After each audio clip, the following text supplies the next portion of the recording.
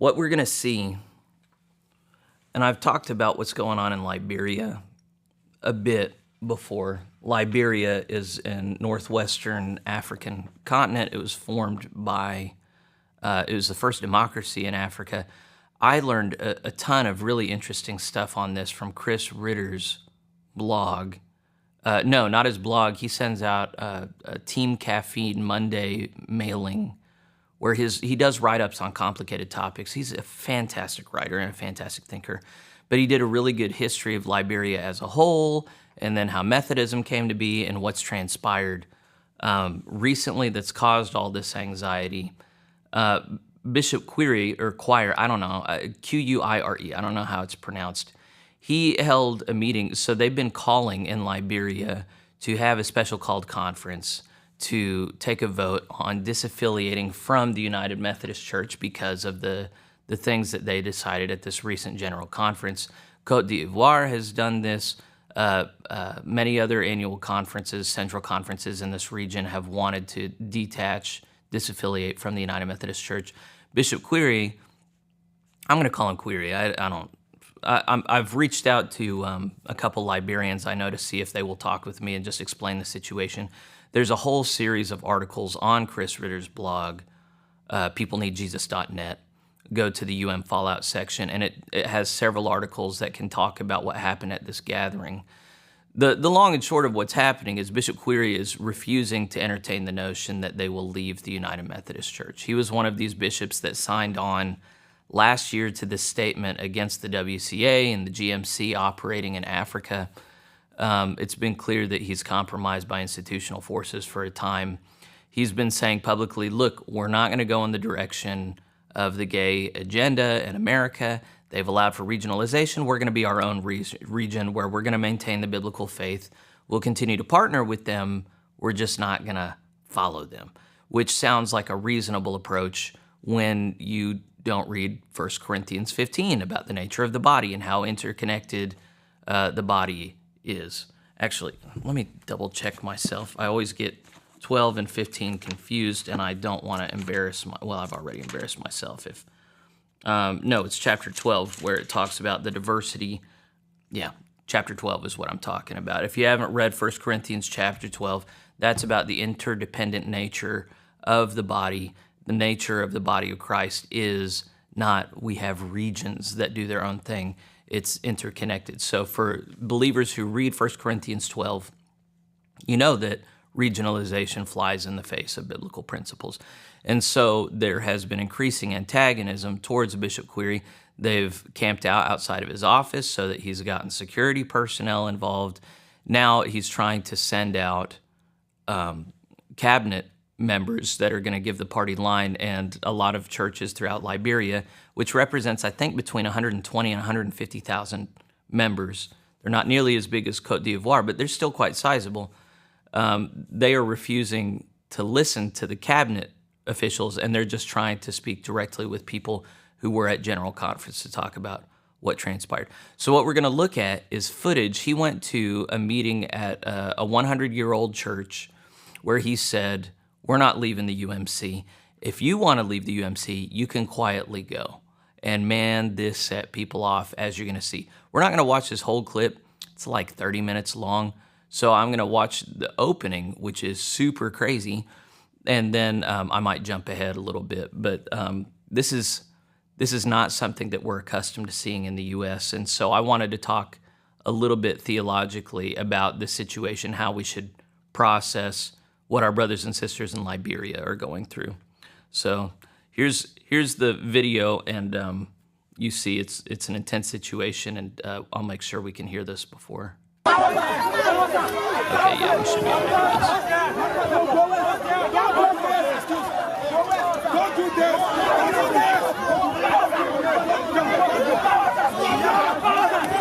So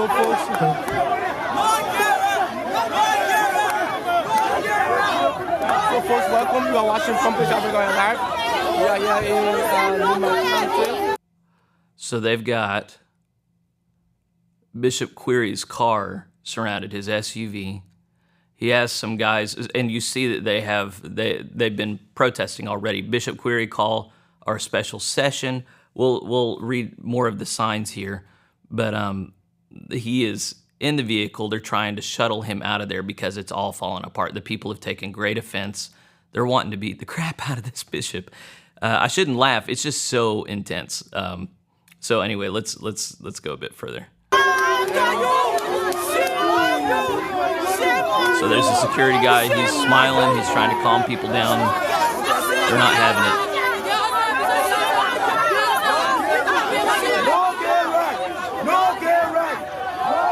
They're chanting "No gay rights." So there's the car of the bishop here. We are watching from Africa Live, and we are here in that's Compassionate Nima County. So there's news guys there. There's the church there. There are news guys there trying to talk about what's happening. The Methodist church here are protesting. So they're trying to back out and get away. They've got young ladies chasing after them. Man, everybody's angry. And so the bishop, after an intense meeting with a member of the church, is here taking his exit, but he's in mood. And here the bishop is getting out of the car. I just can't imagine. So first off, in America, this is just so forward. In America, we're much more polite than this. We want to see everybody as the nice guy. We don't do anything like this. And then even if we did, you better believe no American bishop would be getting out of the car next to an angry mob that wants to beat the crap out of him. So this is quite a thing. I have to acknowledge, this is very bold on his part. So yeah. Just got up on the car. There's the bishop. It's the bishop. I think he's lecturing them. Go away. But there's no police. I think that's Bishop Quire. And so the member of the church, yeah, just put him back in the vehicle. Protesting. And it's all happened after an intense meeting with them.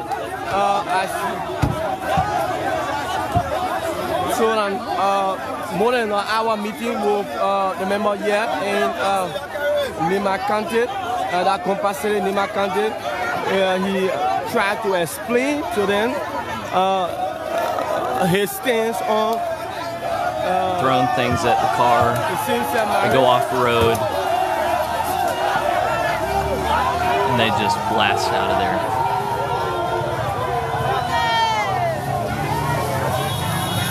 And then they chase after him on foot.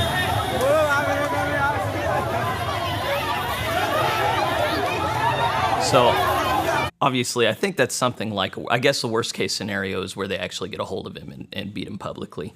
So that didn't happen. But this is worse than any gathering in the U.S. In the U.S., there have been bishops that facilitate gatherings that people are not happy about, and they show that discontent with firmly worded, well, I just don't think that's right. I don't think there's ever been something in America where they've got an angry mob surrounding a bishop that is having to be physically protected from people. That's a whole other level there. It does seem to me like a lot of this is kind of, I seen a video one time, and I'm not comparing Africans to dogs. There's no racial element in this for me, but there's like two sets of dogs on the side of a fence, and they're biting at each other and barking at each other, and then the fence, it's like a sliding fence, and it goes away, and then the dogs just kind of stay away from each other, even though they could get at each other. And it feels like that's what happened here, where they could have gotten a hold of him, there could have been a scuffle or a fight. He got out, he said his piece, and then he got back in and left. So I think they were just wanting, I don't think they actually meant him violence. That's what it seems like to me. They could have easily gotten in there and grabbed him and hurt him. It just seems like they want to show that they're angry right now, and they're doing it. I mean, it looks pretty angry. It looks pretty wild. They got hundreds of people there just running around screaming. It's it's really intense.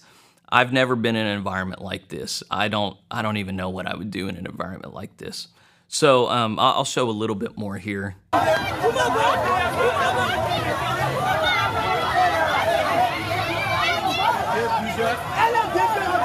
And it's worth trying to sympathize with these folks. Why would they be angry? Well, it's because they're being very clear about what they want.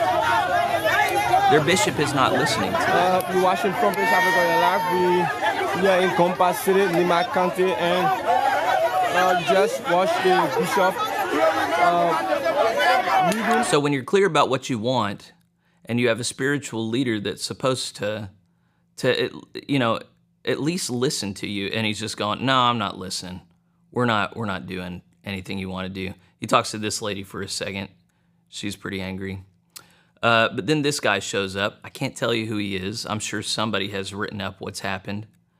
But he and his entourage get out of this car, and then he gives a public statement. Let's see if he starts talking here. But the bishop says No, a bunch of people start singing. It takes them a while to get them to be quiet. if you want to leave, you can leave. You go to your local church and take a... So he reads a public statement here. Postpone General Conference here, April 23rd to May 3rd, 2024, in North Carolina, the United States of America. So check out a couple of these signs. We cannot regionalize sin, is what this one says. We uphold the Bible as the guide to our Christian faith, that one says. And then I support biblical marriage, not, I think, regionalization, I forget. No, not gay. So obviously there's, these signs are nice signs. I don't know who made them. There might be some people who say, this is all funded by GMC antagonists or WCA antagonists. And I don't know. I kind of doubt it, but I don't know. I don't have access to those money trails. Even if some money did go in that direction, this is not manufactured anger. I mean, this is popular anger at this point. And the notion here is that there are Western forces that will not take no for an answer. They use what leverage they have to get what they want, do what they want, and then compel people without resources to do what they want. So they sense that that's going on right now. They're being forced into staying into a body that they have no interest in. And so they're doing what they can to make their leadership do what it needs to do so they can maintain their integrity. And when their leadership is not doing it, they're just lifting up other leaders who will then say what needs to be done. I've read reports that Bishop Quire, for his part, has been trying to fire people in conference leadership that are not towing his line. And so there have been some summary dismissals. I can't talk specifics because I can't remember them. But all of the particulars can be found on Chris Ritter's blog, peopleneedjesus.net. I may or may not report on this more, but this is the main thing I wanted to look at today, just to answer these questions, be thinking about what's to be said about a church that behaves this way. I think a lot of Westerners will watch this stuff and go, oh, I can't believe they behave in such a way. How do they call themselves Christian? And I worry that we're so centered on our culture that we don't understand that this might be as legitimate a response as what we've seen in America. What glorifies God less? What upsets God more? Is it people in America who are so concerned with being nice and respectful that they are not proactive in their communications with their leadership, that would rather abandon the assets that were accumulated for His glory than fight clearly for them? Or people that maybe get too angry and when the world looks at them goes, man, these people are angry. Is there ever a situation in which it's right for Christians to publicly look angry about things? There was an incident a few years ago in an Eastern European nation, I forget which, but they decided to host a gay pride parade where some man dressed up as gay Jesus, and the local Christians just had enough about it, and they went into the streets and just cleared the streets. I remember they were like openly violent. You disrespect our Lord, that's the end of this.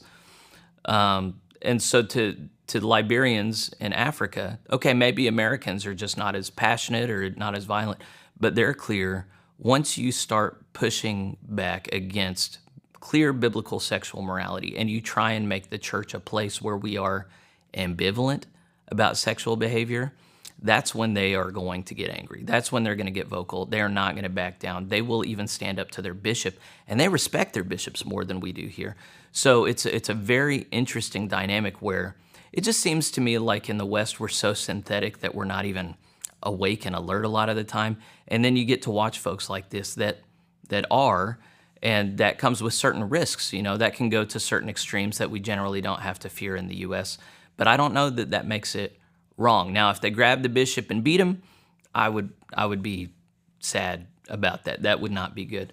But if they're just making a clear demonstration of anger and disapproval, they're saying, no, you're not going to tell us to quietly leave this church that we've been building up for decades. I think that's within their rights. I don't know. As I watch that, there are surely a bunch of things said and done there that are not appropriate and would not be worthy of blessing.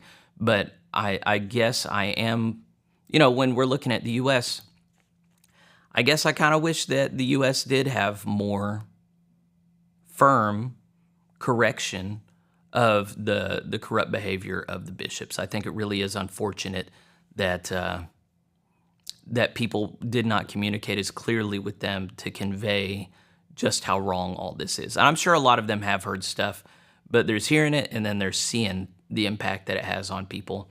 It had a big impact on these people. So Liberians, to the degree that they stay nonviolent but firm and are communicating clearly about the impact of their bishop's actions or inactions, I think it's a good thing. So I'm kind of interested to know your thoughts. You should share them with me. And of course, I think I'm going to repost this later today. It's just an amazing piece of footage. I'm sure there's a lot more that I could have shown and remarked on, but I hadn't even watched the whole thing through. I knew I wasn't going to show it on this whole thing. So just let me know what you guys think about that.